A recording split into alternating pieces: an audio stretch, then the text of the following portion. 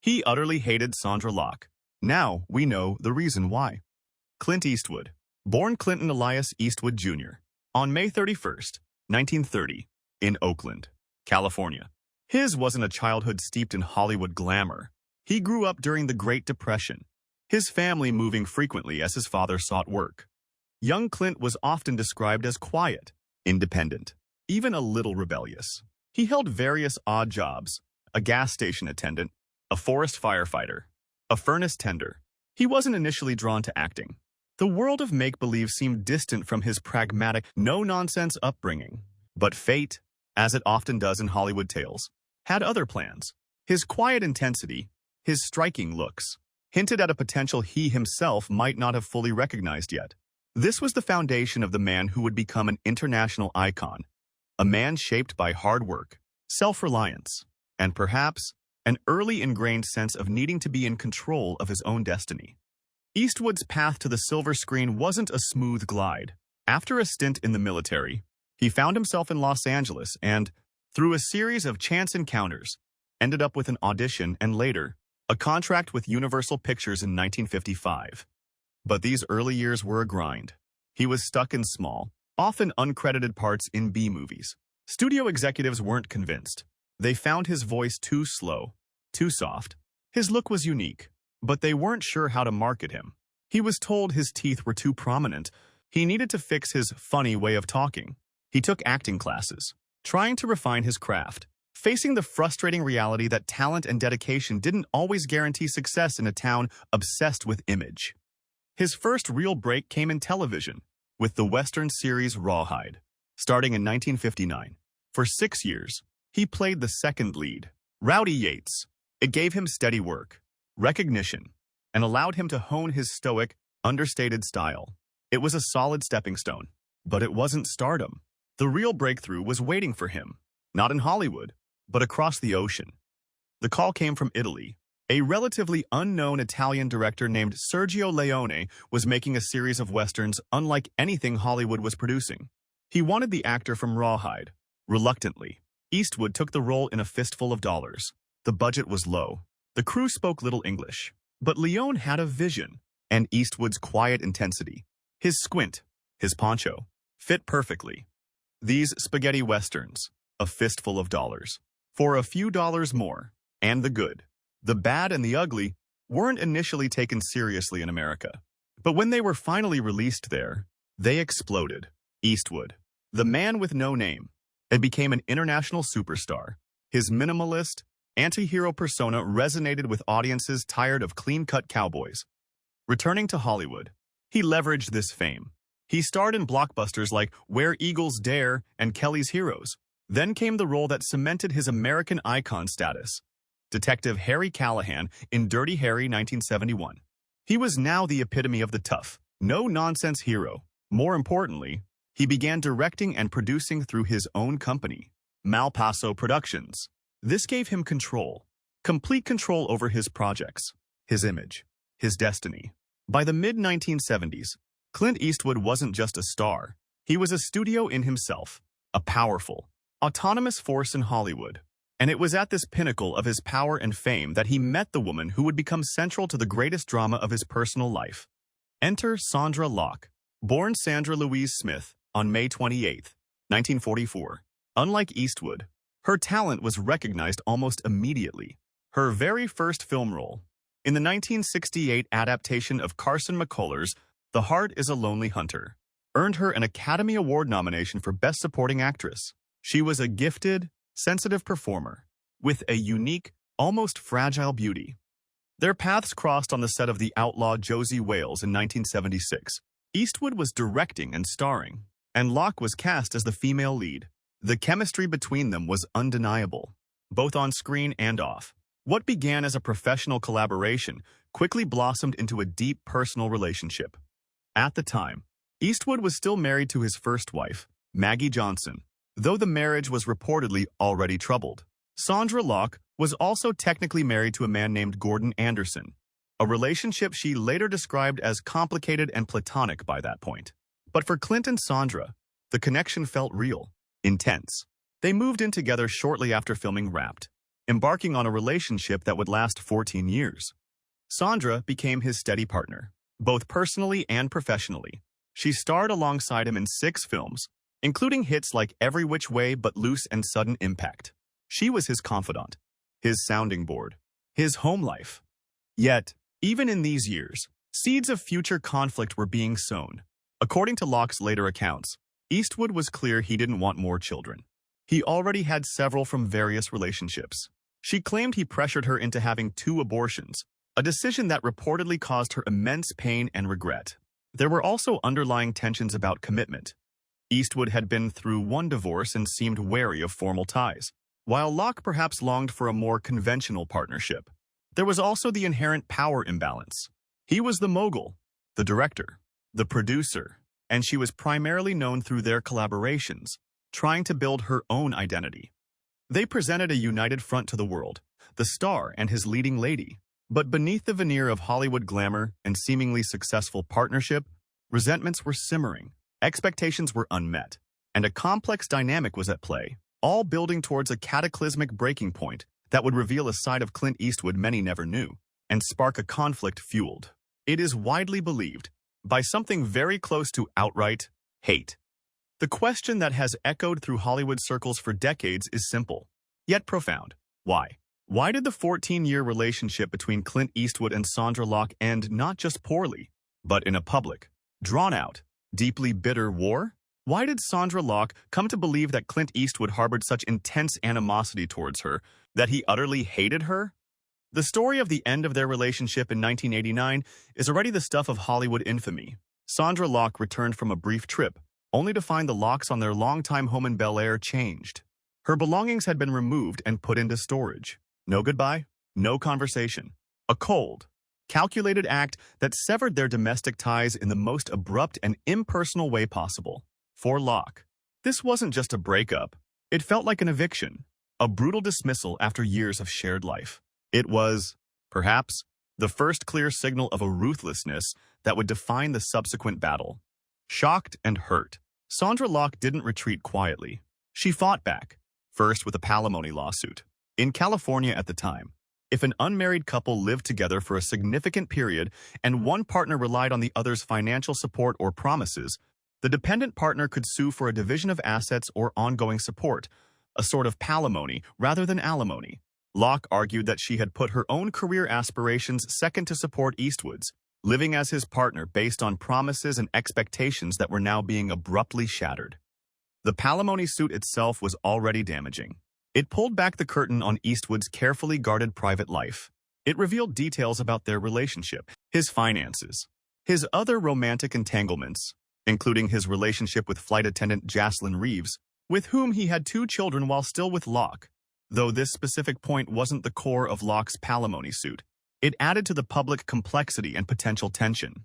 For a man like Eastwood, who valued control and privacy above almost all else, this public airing of his personal life was likely infuriating. This lawsuit, forcing him into a public legal battle over his intimate affairs, was undoubtedly a major catalyst for any animosity he felt.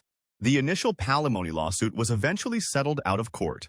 The terms included a monetary payment to Locke and, critically, a unique arrangement. Clint Eastwood, through his production company Malpaso, would set up a directing deal for Sondra Locke at Warner Brothers. The deal was reportedly worth $1.5 million over several years, guaranteeing her salary and overhead for developing projects. On the surface, it seemed like a victory for Locke, a chance to finally establish herself as a director, independent of Eastwood's shadow. Many saw this as Eastwood ensuring Locke was financially secure and professionally engaged, perhaps as a way to move on peacefully. But this is where the story takes a darker turn, and where the primary reason why Sondra Locke felt utterly hated by Clint Eastwood truly emerges. According to Locke, this directing deal with Warner Brothers was a sham, a cruel illusion, a golden handshake designed not to launch her career, but to bury it quietly. Over the next 3 years, Sondra Locke worked diligently under the terms of this contract. She claimed she developed and proposed numerous projects to Warner Brothers films.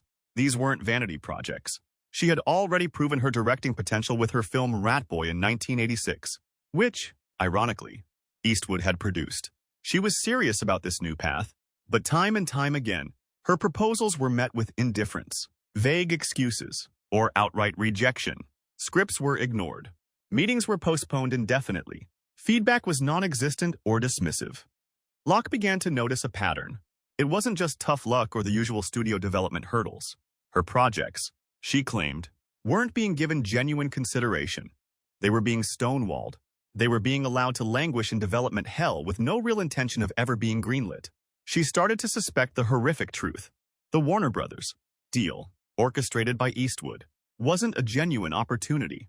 It was, in her view, a payoff designed to silence her, to keep her tied up in a contract that prevented her from working elsewhere, and ultimately, to ensure she would never succeed as a director, especially not in competition with Eastwood himself, or in a position where she might gain more public prominence or independence. Why would Eastwood do this? This is the heart of the alleged hate. From Locke's perspective, and from what was revealed in the subsequent legal battle, the motives were multi-layered and deeply personal. First, there was the perceived revenge for the palimony lawsuit. Eastwood, a man who guarded his privacy fiercely, had been dragged through the mud. His finances, his relationships, the intimate details of his long partnership with Locke had been laid bare in court documents and media reports. This public humiliation, this loss of control over his own narrative, must have stung deeply. Allegedly ensuring Locke's career was stalled could be seen as a form of retaliation, a way to punish her for challenging him and exposing his life. Second, there was the issue of control. Eastwood was a master of control in his professional life, and it seems he extended that need for control into his personal relationships. Locke had been a significant part of his life for 14 years, breaking free of her influence, and perhaps ensuring she didn't become a successful, independent figure in the very industry where he reigned supreme. Could be a manifestation of that desire for complete control. If he couldn't control her presence in his life anymore, perhaps he felt the need to control her career, ensuring she wouldn't eclipse him or become a rival. Third, there was the fear of exposure. Locke was writing her memoir. She knew intimate details about his life, his relationships, their time together. If she became a powerful, independent voice in Hollywood, she might be more inclined to share those details, or even base her films on experiences from their time together. Allegedly sidelining her career could be a way to implicitly discourage her from speaking out, or to ensure that if she did, her voice wouldn't carry as much weight without the backing of a successful Hollywood career. Fourth, and perhaps most cynically, it could have been a cold, strategic move. The WB deal satisfied the legal requirement of the palimony settlement while minimizing the actual risk to Eastwood. Paying her millions to try to develop projects that would never see the light of day was, in this alleged view, cheaper and safer than paying her a large sum outright, or allowing her to become a successful director who might then become a more formidable opponent or a bigger public nuisance.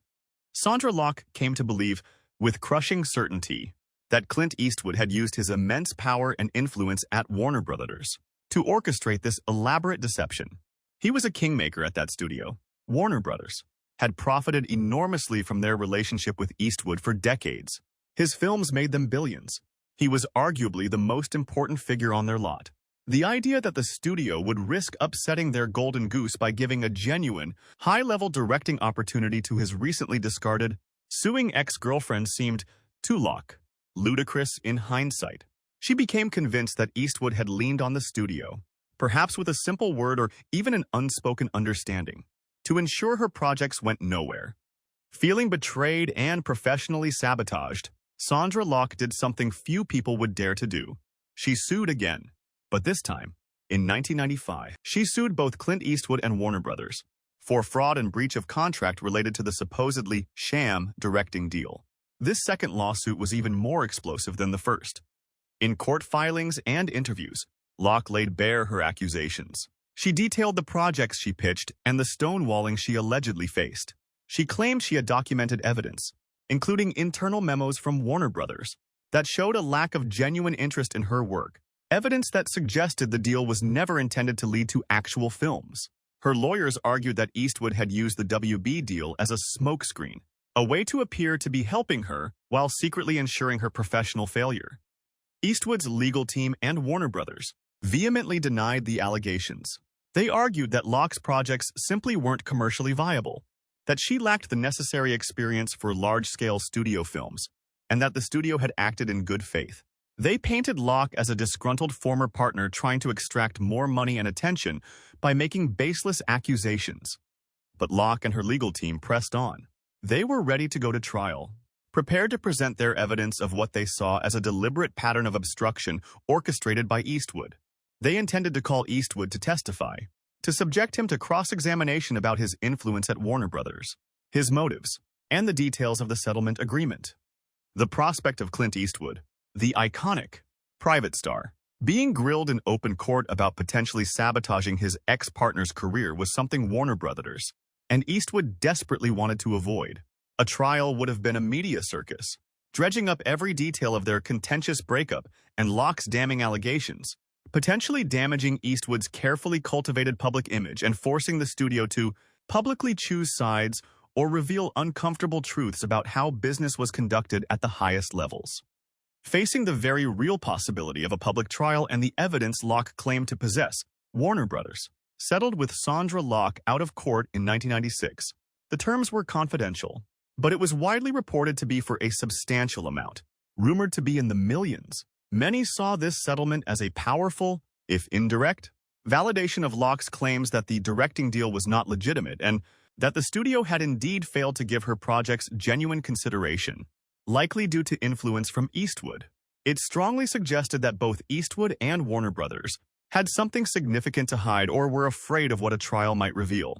Sondra Locke also reached a separate, confidential settlement with Eastwood himself later, in 1999, related to this legal saga. The legal battles were over, but the damage was done. From Sondra Locke's perspective, the reason for Clint Eastwood's extreme animosity, his utter hate, it was clear. It stemmed from her refusal to disappear quietly after the breakup, her decision to sue him and expose their private life, and his subsequent alleged campaign to systematically dismantle her professional aspirations, particularly her directing career, through a seemingly benevolent but ultimately fraudulent means. It was a calculated act of revenge, control, and perhaps a desire to erase her influence entirely. Whether Eastwood himself would use the word hate is unknown, but his alleged actions, as described by Locke and supported by the outcome of the lawsuits, painted a picture of profound bitterness and a willingness to use his considerable power to ensure her downfall. This, for many, is the devastating why behind the end of their story. For Clint Eastwood, life and his career continued, largely uninterrupted. He went on to direct acclaimed films, win more Oscars, solidify his status as an elder statesman of Hollywood. The Sondra Locke lawsuits became a chapter in his long, complex biography, often downplayed or framed as a difficult personal matter he had to navigate. But for Sondra Locke, the outcome was far different.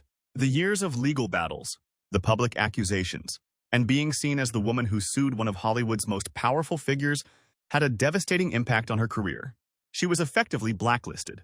The promises of a directing future never materialized beyond a few low-budget independent films. Her acting roles became few and far between. The vibrant talent recognized by an Oscar nomination decades earlier seemed to wither under the weight of the conflict.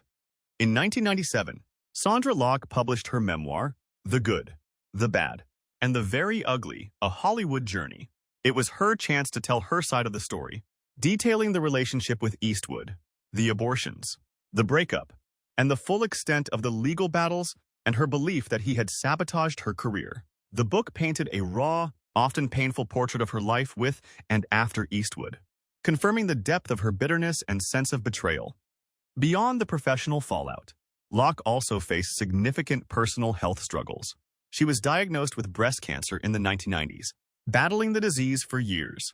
She often spoke about the toll the stress of the legal fight and the end of her relationship had taken on her health.